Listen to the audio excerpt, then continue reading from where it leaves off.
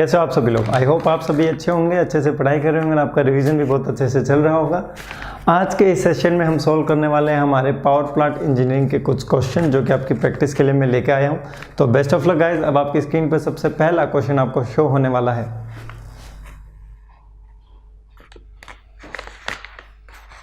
So this is the first question on your screen. Question को ध्यान से पढ़िए और उसका आंसर बताइए क्या होगा। Select the correct statement for the 50% reaction stage in the steam turbine. So this is the question number 1 of your session. और ये आपसे पूछ रहा है कि जो आपका 50% रिएक्शन टर्बाइन होता है इसके करस्पॉन्डिंग आपको जो स्टेटमेंट्स दिए गए उनमें से करेक्ट स्टेटमेंट चूज करना है। So the rotor blade is symmetric, the stator blade is symmetric, the absolute inlet flow angle is equals to the absolute exit flow angle. बिल्कुल गलत है, तीनों ही गलत है। डी देखिए, the absolute exit flow angle is equals to the inlet angle of the rotor blade. मतलब जो आपका अल्फा का वैल्यू होता है it is equals to phi and जो आपका बीटा का वैल्यू होता है it is equals to theta. So the correct option will be the option D. Now come to the next question guys. So this is the next question on your screen. Now pause the video and solve this question. जितना बड़ा question होता है उतना जल्दी वो solve होता है। हालांकि पढ़ने में ये बड़ा होगा लेकिन ये बहुत जल्दी सॉल्व होगा। Consider a simple gas turbine Brayton cycle and a gas turbine cycle with the perfect regeneration. In both the cycles the pressure ratio is 6. तो दो साइकिल आपको दे रखा है, simple gas turbine cycle and gas turbine cycle with perfect regeneration. दोनों में जो pressure ratio का value है वो है 6। So the value of the pressure ratio is equals to 6। Value of the gamma is in given question is 1.4। So the ratio of minimum to maximum temperature is 0.3। So the ratio of minimum temperature to the maximum temperature is 0.3 when these are expressed in the kelvins and it is written in the question in the regenerative cycle. The ratio of the thermal efficiency of the simple cycle to that of the regenerative cycle, and it is asking the ratio of what? It is asking the ratio of the efficiency of the simple cycle divided by efficiency of the regenerative cycle. So the efficiency of the बिल्कुल regenerative cycle. तो देखिए efficiency of simple cycle क्या होगी? simple Rankine cycle 1 minus 1 divided by pressure ratio raised to the power gamma minus 1 divided by gamma. तो 1 minus 1 divided by pressure ratio is 6. So raised to power 1.4 minus 1 divide by 1.4 ये होता है आपका 0.2857। अगर 1.4 हो then you will get your efficiency of the simple cycle equals to 0.406666 okay and the value of the regenerative cycle will be equals to 1 minus T minimum divide by T maximum multiply with pressure ratio raised to power gamma minus 1 divided by gamma, and this value will be equals to 1 minus 0.3 multiply with 6 raised to power 0.2857, and this value will be comes out to be 0.49945 0.49945 so 0.49945 0.4066. So put this value in this equation 0.4066 divided by 0.49945 and you will get it as a 0.8141 0.8141। तो इस तरीके से आपका question solve होगा। Question number 2। Now come to the next question. So next question is on your screen. Now pause the video and solve this question. जब भी question आपको screen पर शो हो, मैं हर क्लास में कहता आता हूँ वीडियो को पॉज करके क्वेश्चन को सोल्व किया कीजिए और फिर देखा कीजिए कि आपका जो क्वेश्चन आ रहा है, जो आपका आंसर आ रहा है वो सेम आ रहा है या नहीं आ रहा है। सो next question is the question number 3। Now keep in mind that यहाँ पर इनकरेक्ट पूछा है, करेक्ट नहीं पूछा है। The incorrect statement about the regeneration in the vapour power cycle is that it increases the irreversibility by adding the liquid with the high energy content to the steam generator। तो आपका ये जो पहला statement है, this first statement is the incorrect. आपका ये जो पहला स्टेटमेंट है ये क्या हो जाएगा? आपका इनकरेक्ट हो जाएगा regarding your regeneration. Now come to the next. So this is the next question on your screen. Now question number 4 है अब आपका। क्वेश्चन नंबर 4 अब देखिए क्या है question number 4, which of the following statements regarding A Rankine cycle with reheating is true. तो reheating का हमें बताना है कि ट्रू कौन सा है, तो इसको आप ध्यान से पढ़िएगा कि रीहीटिंग के रिगार्डिंग आपसे क्वेश्चन में पूछा जा रहा है which of the following statements are true. Increase the average temperature of the heat addition, बिल्कुल आपका ये average temperature of the heat addition को इंक्रीज करता है। हमने क्लास में देखा था mean temperature of the heat addition, ऐसे हमने कुछ लिखा था। फिर रिडक्शन इन थर्मल एफिशिएंसी, ऐसा हमने कुछ नहीं कहा था। Dryer stream at the turbine exit, बिल्कुल सही है। टरबाइन एग्जिट पर आपकी जो स्ट्रीम होगी उसकी जो क्वालिटी होगी इट विल बी इंक्रीज्ड, तो एक्स की वैल्यू इंक्रीज होती है, स्टीम क्वालिटी इंप्रूव होती है, आपकी जो टरबाइन की ब्लेड है वो बच जाती है, खराब नहीं होती है। So the 1 and 3 are the correct, so the correct option will be the option C. Now come to the next question guys. So this is the next question on your screen. Now question number 5 है अब आपका, ये क्या है ये question number 5 देखिए।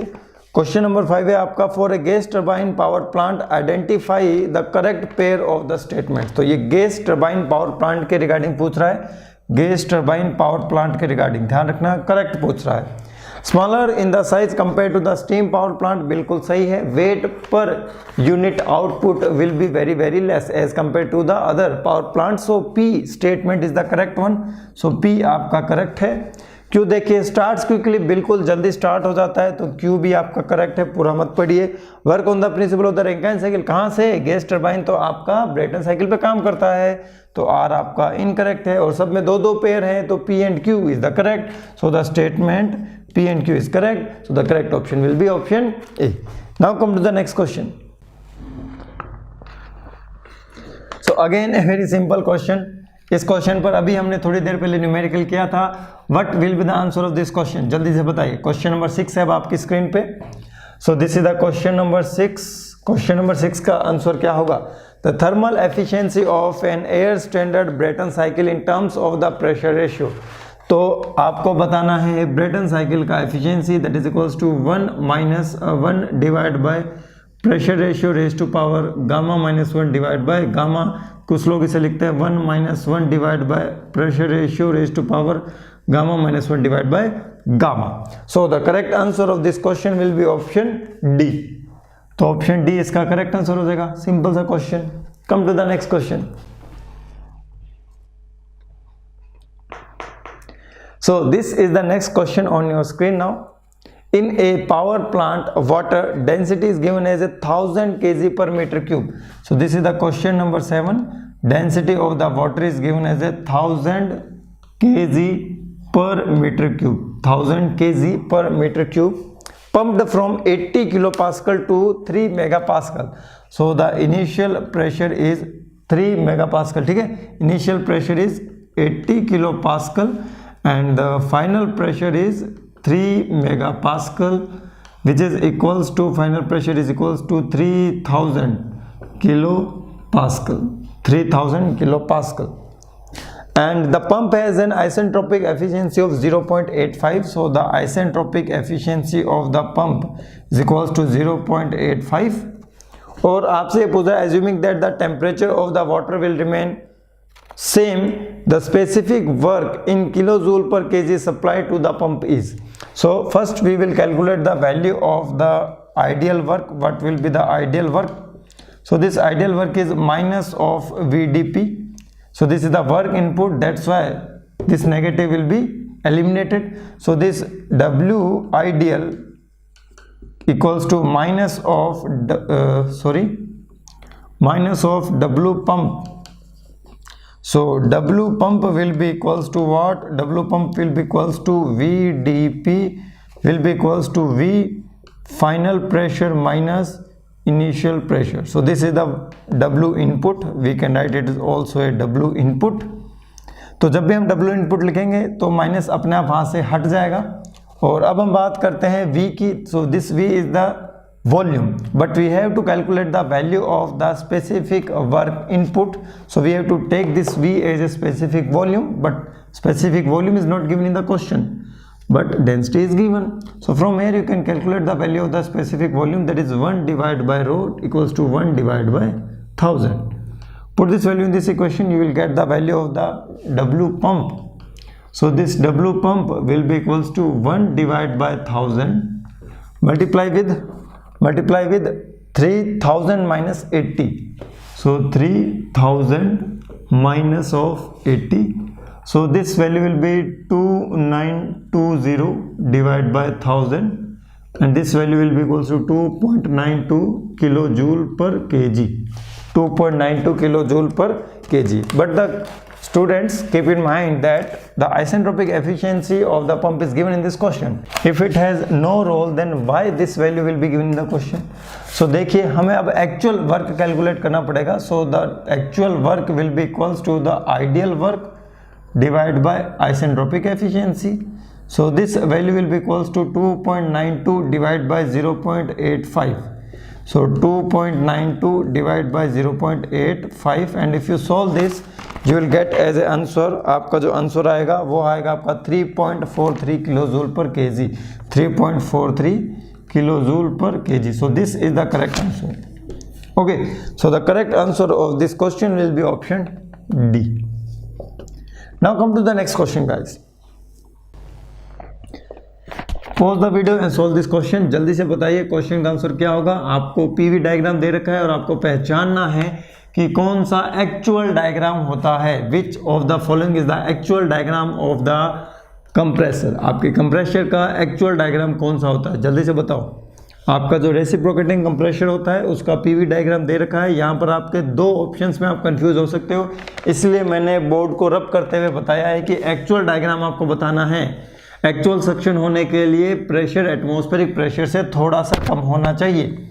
सो अब आपको पता चल गया होगा which of the following answer is correct. So the correct option will be the option D. आपका ऑप्शन डी क्या हो जाएगा, करेक्ट हो जाएगा. Now come to the next question.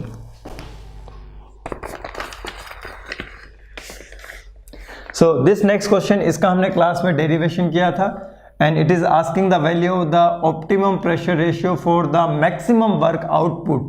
Okay, हमें maximum work output चाहिए. So this optimum pressure ratio will be equals to what? It is the under root of maximum pressure ratio. It is the under root of maximum pressure ratio. What is the maximum pressure ratio? Sir, this is equals to the T maximum divided by T minimum raised to the power gamma upon gamma minus 1. So put this value in this equation, you will get the optimum pressure ratio. This value will be equals to under root of T maximum divided by T minimum raised to the power gamma upon gamma minus 1. So this value will be equals to T maximum divided by T minimum raised to the power gamma upon gamma minus 1 multiply with 1 by 2. So the correct answer of this question will be option A. तो इसका आपका जो correct answer हो जाएगा वो हो जाएगा आपके ऑप्शन ए. ध्यान रखना ये किस लिए पूछ रहा है, for the maximum work output. For maximum work output. अब एक चीज भी मैंने ये बताई थी, क्लास में डिस्कस किया था, जब आपका प्रेशर रेशियो मैक्सिमम होगा तो आपका जो नेट वर्क डन होगा that will be equals to 0, heat supplied will be equals to 0. लेकिन जब आपका ऑप्टिमम प्रेशर रेशियो होगा, ऑप्टिमम प्रेशर रेशियो होने की कंडीशन में आपकी जो एफिशिएंसी होगी वो भी ऑप्टिमम होगी और आपका जो वर्क आउटपुट होगा that is the net work output, it is also maximum. तो उस क्लास को आप ध्यान से देखिएगा, इस पर हमने पूरा डिटेल डिस्कशन किया है आधे घंटे तक. Now come to the next question guys. So this next question is on your screen now. Pause the video and solve this question. अब मुझे आप जल्दी से बताइए कि इस क्वेश्चन का आंसर क्या होगा. What will be the answer of this question? क्या होगा जल्दी से बताओ. Considering the variation of static pressure and absolute velocity in an impulse steam turbine across one row of the moving blade. तो देखिए आपका क्वेश्चन है impulse turbine के रिगार्डिंग. किसके रिगार्डिंग? impulse turbine के रिगार्डिंग. और इम्पल्स टर्बाइन में भी ये मूविंग ब्लेड से पूछ रहा है. किससे पूछ रहा है? मूविंग ब्लेड से. मूविंग ब्लेड की जो आपका जो स्ट्रक्चर होता है वो प्रोफाइल टाइप स्ट्रक्चर होता है. प्रोफाइल टाइप के आप मूविंग ब्लेड्स यूज में लेते हो जिसका जो एरिया होता है इट विल रिमेन कांस्टेंट. बीच का जो एरिया होता है, area of the flow which will remain constant. और अगर एरिया ऑफ फ्लो कांस्टेंट है आपका ब्लेड पैसेज अगर आपका कांस्टेंट है then there will be no pressure change in the moving blade, so the pressure will remain same but the velocity will be decreases. तो देखिए इसका आंसर क्या होगा, pressure remains constant while velocity increases and the velocity decreases. Option C और D है, तो option जो आपका डी है उसमें आ रहा है आपका वेलोसिटी डिक्रीजेज, तो इसका जो आपका करेक्ट आंसर है वो हो जाएगा option D, that is the pressure will remain constant and the velocity will B decreases and this kinetic energy will be converted into the rotational energy of your turbine. Now come to the next question guys.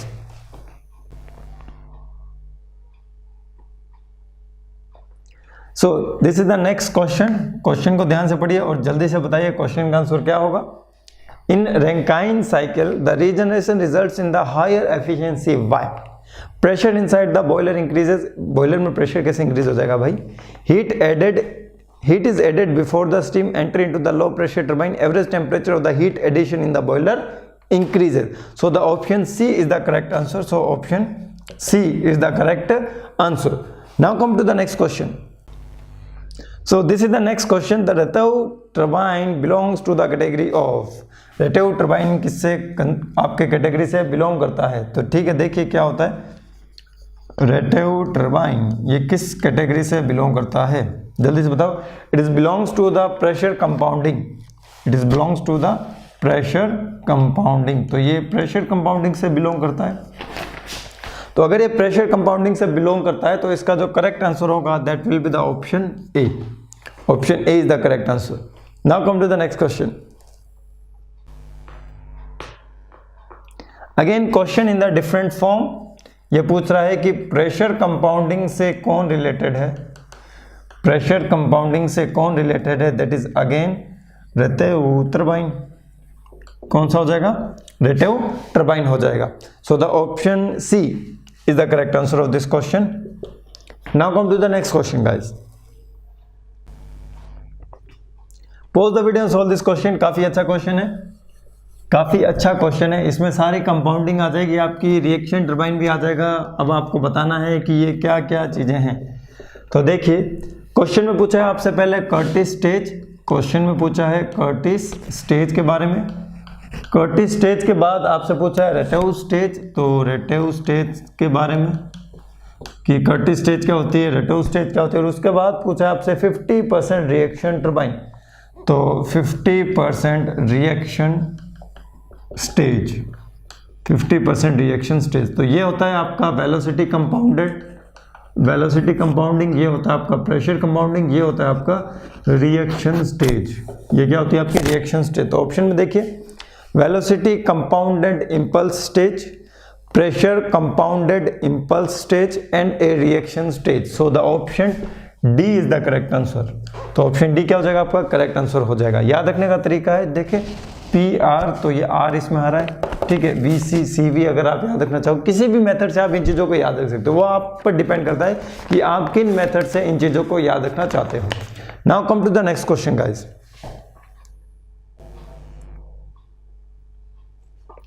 So this is the next question. इसका answer सीधा साधा है। If we N and the alpha are the nozzle exit velocity and the nozzle angle in an impulse turbine, the optimum blade velocity, so the value of the u optimum will be equals to what, vn cos alpha divided by 2, vn cos alpha divided by 2, so the correct option will be the option D। तो इसका correct answer क्या हो जाएगा आपके option D हो जाएगा। Now come to the next question.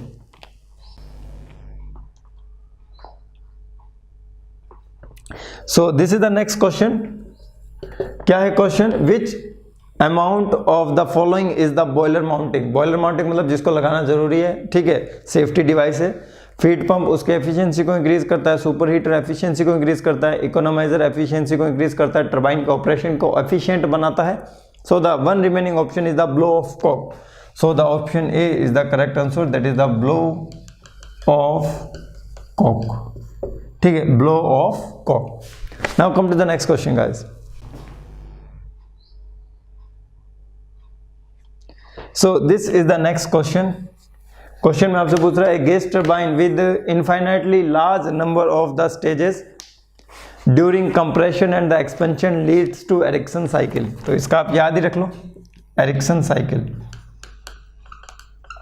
ठीक है। So the option C is the correct one.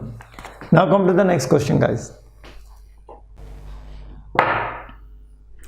So for a single stage impulse turbine with rotor diameter of 2 meters, speed of 3000 revolutions per minute, when the nozzle angle is 20 degree, the optimum velocity of the steam in meter per second is. So pause the video and solve this question। यहीं पर आपको formula नज़र भी आ चुका है। Optimum velocity के regarding आपको ये क्वेश्चन सॉल्व करना है। ये फॉर्मूला हमने थोड़ी देर पहले अभी देखा है ऑब्जेक्टिव टाइप में, उसी फॉर्मूला के बेस्ड पर आपसे ये क्वेश्चन पूछा गया है। देखिए क्वेश्चन में क्या क्या डाटा गिवन है। So the data given in the question is, आपको डायमीटर दे रखा है 2 metre, so diameter is 2 metre, revolution per minute is 3000, और उसके बाद आपके गिवन है nozzle angle is 20 degree. So the value of the alpha is equals to 20 degree and it is asking the value of the optimum velocity of the steam. So it is asking the value of so वी। सो देखिए यहाँ से पहले आप u की value calculate कीजिए। u is pi D N divide by 60। So this value is equals to pi into the value of the d is 2 into n is 3000 divide by 60, 0050। तो ये हो जाएगा pi into 100। So 3.14 into 100 so it will be equals to 314 meter per second.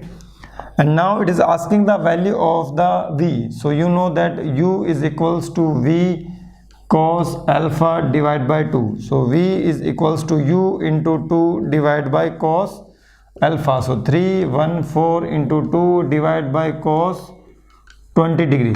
Divided by cos 20 degree. So from here you can calculate the value of the V, that is equals to 668.3. So the value of the V is 668.3 meter per second. So this will be the answer. ये आपका answer हो जाएगा।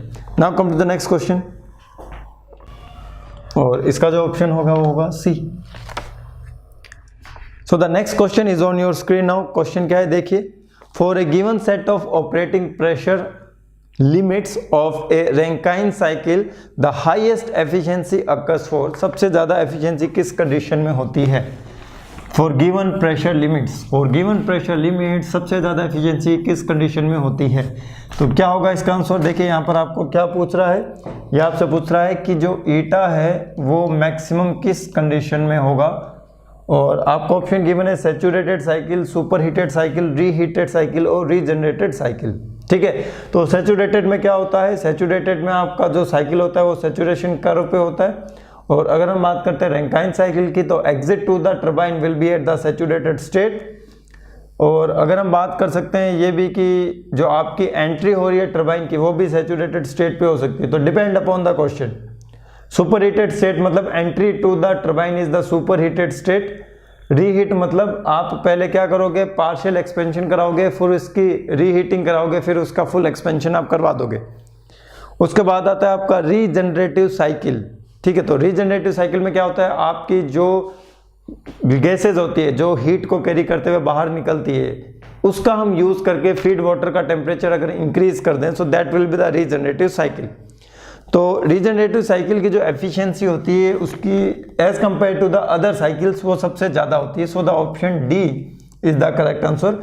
अगर हमने बहुत ज़्यादा regeneration कर दिया है तो ये वाली जो आपकी एफिशिएंसी है ये कार्नोट साइकिल की एफिशिएंसी को भी अप्रोच कर सकती है। तो यहाँ तक आपके इस पावर प्लांट इंजीनियरिंग का जो पार्ट 1 का जो सेशन है वो कंप्लीट होता है। अब हम पार्ट 2 सेशन में मिलेंगे, तब तक के लिए आप क्या कीजिए, जो भी आपने क्वेश्चन यहाँ पर डील किए हैं उनको आप वापस से रिवाइज कीजिए, अपनी मिस्टेक्स को पहचानिए, लर्न थ्रू योर मिस्टेक्स। गलतियों से ही इंसान सीखता है। तो फिर मिलेंगे हम हमारे नेक्स्ट क्लास में, तब तक के लिए guys bye bye, take care, best of luck. Hello guys, this is Vishal Sharma, welcome to the catalyst group. कैसे आप सभी लोग, आई होप आप सभी अच्छे होंगे, अच्छे से पढ़ाई कर रहे होंगे, आपका रिवीजन भी बहुत अच्छे से चल रहा होगा। आज के इस सेशन में हम पार्ट 2 में कवर करने वाले हमारे पावर प्लांट इंजीनियरिंग के practice question. So best of luck guys. अब आपकी स्क्रीन पर सबसे पहला क्वेश्चन शो होने वाला है।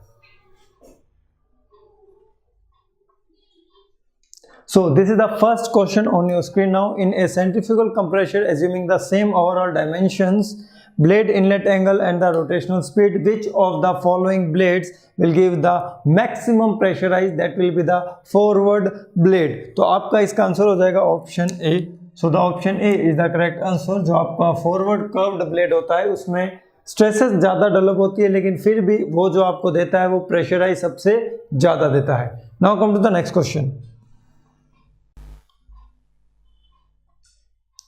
So this is the next question. For a multi-stage compressor, the polytropic efficiency is constant throughout the all stages.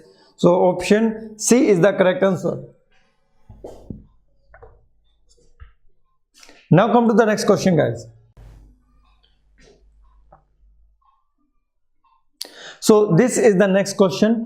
Which one of the following type of compressor is mostly used in the supercharging of the IC engine? तो IC engine की supercharging के लिए कौन सा compressor बहुत ज़्यादा use में लिया जाता है, इसका आंसर आपको बताना है क्या होगा। तो चलो आप खुद कीजिएगा इसको, this is for your homework. आप सर्च कीजिए और बताइए इस क्वेश्चन का आंसर क्या होगा। Come to the next question.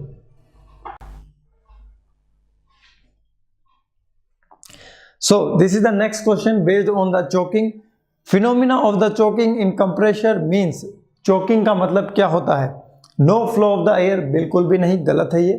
Fixed mass flow rate regardless of the pressure ratio, reducing the mass flow rate, ये गलत है। Increased inclination of the cord with the air stream, तो ये भी गलत है। So the option B is the correct answer, that is the fixed mass flow rate regardless of the pressure ratio. तो आपका इसका आंसर हो जाएगा option B. Now come to the next question, guys. So given VW2 is the velocity of the reel at the outlet and U2 is the peripheral velocity of the blade tips. The degree of the reaction in a centrifugal compressor is equals to 1 minus VW2 divided by 1 minus VW2 divided by 2U2 divided by 2U2. So the option A is the correct answer. आपका correct answer हो जाएगा option A. Now come to the next question. So this is the next question. In the centrifugal air compressor, the design practice, the value of the polytropic exponent of the compression is generally taken as 1.4. So your correct answer will be option C, that is the 1.4। आपका correct answer हो जाएगा option C. Now come to the next question. So in an axial flow compressor the air enters and leaves the stage axially if the will component of the air leaving the rotor is half of the mean peripheral velocity. So if the value of the VW2 is equals to 1 by 2 of U2, so यहाँ पर U2 U1 नहीं होगा, okay, because U1 is equals to U2, axial flow compressor है, half of the mean of the peripheral velocity of the rotor blades, then the degree of the reaction will be, degree of reaction क्या होगा, it's very simple, 1 minus इसका value यहाँ पर put कर लो, 1 divided by 2 into 1 divided by 2, 1 minus 1 by 4, 3 by 4, 75%, 0.75. So the option B is the correct answer. Now come to the next question. So if N is the polytropic index of the compression and P2 by P1 is the pressure ratio for a 3-stage compressor with the ideal intercooling, the expression of the total work of the 3 stages will be equals to what? तो option आप देखिए D, that is 3N divided by N minus 1 into P1 V1 in bracket of P2 by P1 raised to the power N minus 1 divided by 3N minus of 1। तो आपका ये जो question है इसका answer हो जाएगा ऑप्शन डी। तो 8th question का आपका आंसर होगा option D. Now come to the next question. So this is the next question. Which portion of the centrifugal compressor characteristics shown in the figure is difficult to obtain experimentally? So this is the RS. Okay, so the RS will be the difficult to attend, and so the correct answer of this question will be option A. Now come to the next question. So the ratio of the clearance volume to the displacement volume of R12 compressor is given in this question. Solve the question and calculate the value of the volumetric efficiency 1 plus C minus C into P2 divided by P1 raised to power 1 by N. So in this question the value of the C is given as 0.05 and the value of Specific volumes are the given irrespective of the pressures. So 0.04 and 0.02. So 1 plus C 0.05 minus C 0.05 minus 0.05, 0.04 divided by 0.02. So this value will be 2. So 1 plus 0.05 minus 0.1. So you will get this value as a 1.05 minus 0.1. So this value will be 0.95, which means 95%. So the correct answer of this question will be option A. Okay, come to the next question. So this is the next question. Which one of the following is the correct expression for the degree of the reaction for an axial flow compressor? Axial flow compressor के लिए degree of reaction का formula क्या होता है? Change in the enthalpy in the rotor divide by change in enthalpy in the total stage. Stage comprises the rotor and the stator blades. Okay, so the option B is the correct answer. Now come to the next one. So this is the next question for centrifugal compressor. Which one of the following is the correct relationship between the pressure coefficient? So between the pressure coefficient and after that it is given slip factor and the work factor. So divide by slip factor, multiply with the work factor and it will give you the efficiency, isentropic efficiency. तो options देखिए. So this 5P is equals to isentropic efficiency multiply with 5S into 5W. So the option C is the correct answer. तो 12th का आपके option C हो जाएगा. Come to the next one. So this is the question number 13. Pause the video and solve this question. जल्दी से बताइए इस question का आंसर क्या होगा. What will be the answer of this question? Question को ध्यान से पढ़िए, केवल एक ही बार पढ़िए, बार बार मत पढ़िए, लेकिन टाइम देके क्वेश्चन को पढ़िए. उसको 1-2 मिनट दीजिए, फिर क्वेश्चन को सोल्व कीजिए. क्या होगा क्वेश्चन नंबर 13 का आंसर? देखिए, for a large aviation gas turbine and axial flow compressor is usually preferred over the centrifugal compressor. Why? Because it has the maximum efficiency, right? It has the lower front area, right? The pressurized per stage is more, which is wrong. The cost is lowest, which is also wrong. So the option 1 and 2 is the correct one. So the option B is the right answer of the question number 13. So the option B will be the answer. Come to the next one. So this is the next question. What does application of the centrifugal air compressor lead to? It is the large frontal area. So the option A is the correct one. Now come to the next question. The suction pressure is 1 bar and the delivery pressure is 125 bar. What is the ideal intermediate pressure at the end of the first stage of the 3-stage compressor? So we are having the 3-stage compressor 1, 2 and 3. So यहाँ पर है 1, यहाँ पर है 125, तो यहाँ बीच में आएगा 5, यहाँ आएगा 25. Okay, so pressure ratio will remain same, 5 and 5 for your perfect intercooling. So the intermediate pressure after the first stage will be equals to the 5 bar. So the correct answer of this question will be option B. Now come to the next one. Pause the video and solve this question. जल्दी से बताइए इस question का answer क्या होगा. What will be the answer of this question? The following statements refer to axial flow compressor as compared to the centrifugal compressor, and it can be designed for the higher pressure ratios than centrifugal compressor, maximum efficiency than the centrifugal compressions, but in a narrow speed range, more suitable for the aviation gas turbine due to the lower frontal area and the lighter in mass than the centrifugal compressor. तो आपके question number 16 का answer क्या होगा, जल्दी से बताओ. What will be the answer of this question number 16? Lighter in weight नहीं होता है, हेवियर इन द वेट होता है.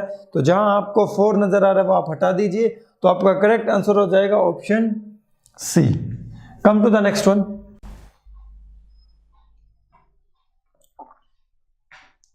सो in an axial flow compression the stalling phenomena is known as. Stalling क्या होता है? जब आपका एयर आपकी ब्लेड प्रोफाइल को फॉलो नहीं करता है, उसे हम कहते हैं stalling. So air stream not following the blade contour. So the option D is the correct one. Now come to the next question, guys. Next question पढ़िए. compressors used in the gas turbine are usually reciprocating, centrifugal और axial flow type या फिर all of the above. So the option ये तो सबका सही होगा, C is the correct one. Now come to the next question. So for a two-stage air compressor, for the maximum efficiency of the compressor, consider the following statements. P2 is equals to P1 plus P3 divided by 2. P2 is equals to under root of P1 P3. तो पहला ही गलत है, तो पहला आपका option A नहीं होगा, आपका ऑप्शन बी नहीं होगा. फिर देखिए intercooling between the stages is complete, work is equally shared by the two stages. तो इसका आंसर क्या होगा, जल्दी से बताओ. What will be the answer of the question number है आपका 19. तो क्वेश्चन नंबर 19 का आंसर क्या होगा, what will be the answer 2, 3 and 4. पहला तो इनकरेक्ट हो गया, so the option C is the correct one. Now come to the next question. So this is the next question, question number 20. So in centrifugal compression, the work input is the summation of the dynamic head, centrifugal head and the relative head. तो आपको यहाँ पर dynamic head भी मिलता है in terms of the absolute velocity, फिर आपको मिलता है centrifugal head in terms of your tangential velocity, and you will get the relative head in terms of the relative velocity. So the option B is the correct one. तो option हो जाएगा आपके B. Okay, come to the next question. So this is the next question. In a centrifugal compressor, an increase in the speed at given pressure ratio causes. अगर हम speed को increase करते हैं, then the mass flow rate will be increases, but the efficiency will be decreases. So the option B is the correct one. Increase in the flow and the decrease in the efficiency. So the correct answer of this question will be option B. Now come to the next question. So for minimum compression work in the two-stage reciprocating compressor air compressor, which of the following expression gives the ratio of the low pressure cylinder to the high pressure cylinder diameter? ये diameter का ratio पूछ रहा है, ना कि intermediate pressure का ratio पूछ रहा है. It is asking the ratio of diameter. किसका रेशियो पूछ रहा है, रेशियो ऑफ डायमीटर पूछ रहा है. तो ये क्वेश्चन आपको खुद को करना है, ठीक है. P1 V1 बराबर P2 V2 लगा के इस क्वेश्चन को आप सोल्व करना, आपका आंसर आ जाएगा. Okay, so this question will be for your homework. ऐसा एक क्वेश्चन और दूंगा मैं आपको. Come to the next one. So this is the next question based on the surging. Surging is a phenomena. Surging कौन सा फिनोमिना होता है, स्टडी पीरियोडिक रिवर्स फ्लो या फिर unsteady periodic reverse flow. Surging मतलब होता है रिवर्स फ्लो, ठीक है. जब प्रेशर ग्रेडियंट चेंज हो जाता है और रिवर्स फ्लो हो जाता है, उसे हम कहते हैं सर्जिंग. तो ये क्या होता है, unsteady periodic and the reverse flow. So the option B is the correct answer. Now come to the next question. So for a two-stage compressor, the ratio of diameter of the low pressure cylinder to the high pressure cylinder, same question है. ये question आपके लिए है वो homework. कैसे भी करके इस क्वेश्चन को आंसर निकालो, ठीक है. Come to the next one.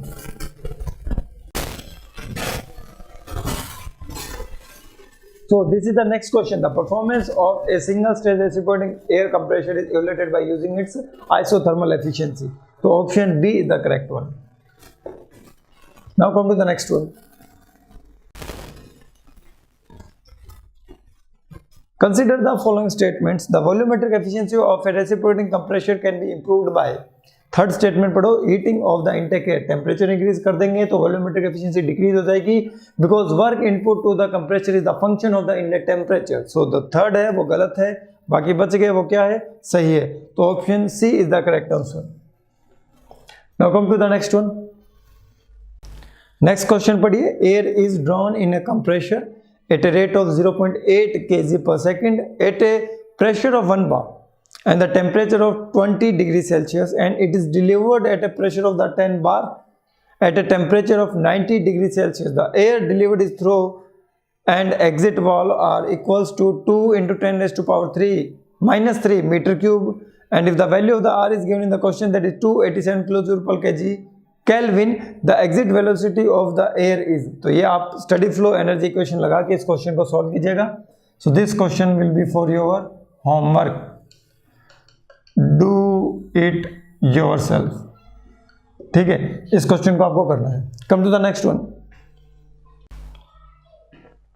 So this is the next question. The clearance volume in the reciprocating air compressor is provided for the accommodation of its valve. So the option C is the correct one, to accommodate the valves in the head of the compressor. So the option C is the correct answer.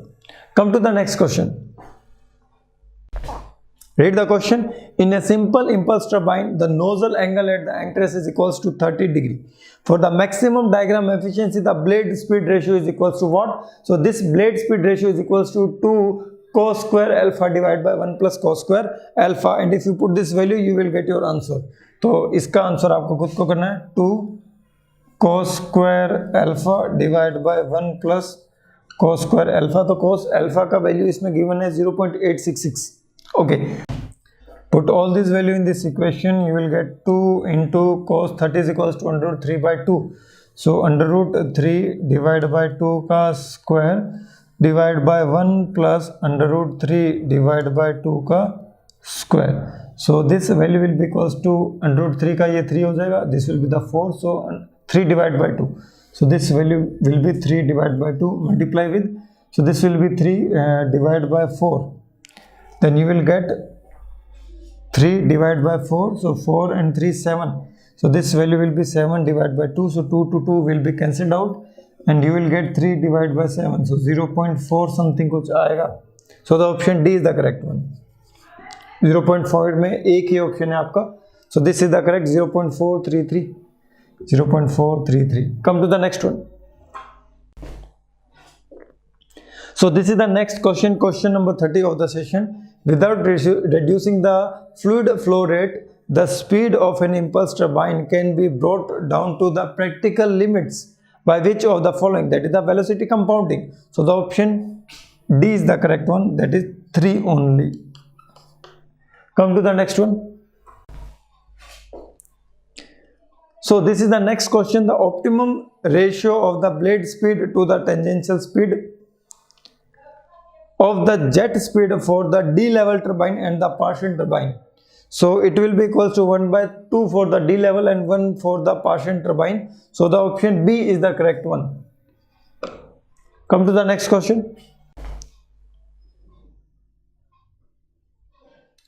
So this is the next question. Consider the following statements in respect of regenerative Rankine cycle.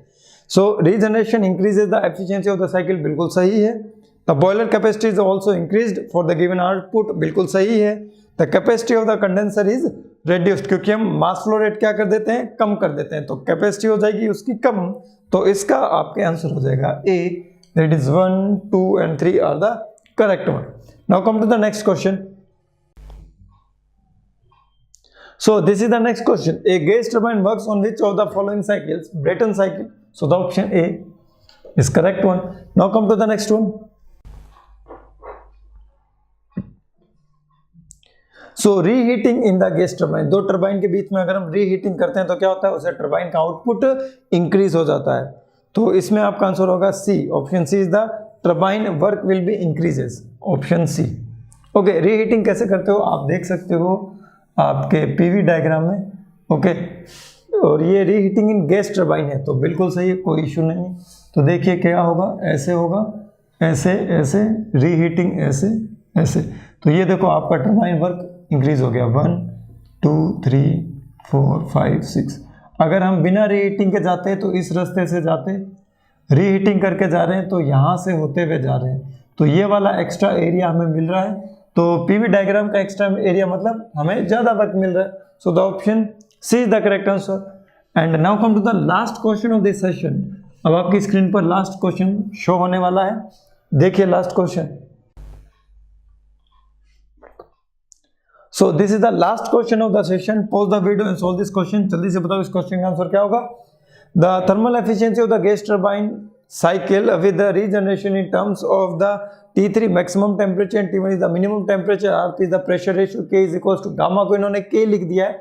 So the value of the regenerative efficiency will be equals to 1 minus T minimum divided by T maximum into RP raised to power gamma minus 1 divided by gamma. इन्होंने क्या कर रखा है, इन्होंने T minimum को लिख रखा है, आपका क्या लिख रखा है, T मिनिमम को T1 और T मैक्सिमम को T3 गामा को के, तो देखो T1 डिवाइड बाई T3 के -1 डिवाइड बाई के, सो the option D is the correct answer. तो ऑप्शन इसका हो जाएगा डी करेक्ट हो जाएगा। तो यहाँ तक आपका क्वेश्चन सेशन कंप्लीट होता है। पावर प्लांट का क्वेश्चन सेशन का जो पार्ट 1 है और पार्ट 2 है दोनों कंप्लीट होते हैं। आई होप आपने क्वेश्चन सेशन को अच्छे से एंजॉय किया होगा और आपका एक तरीके से रिवीजन भी हुआ होगा। तो फिर मिलेंगे हम हमारे नेक्स्ट क्लास में, तब तक के लिए guys bye bye, take care, wish you best of luck.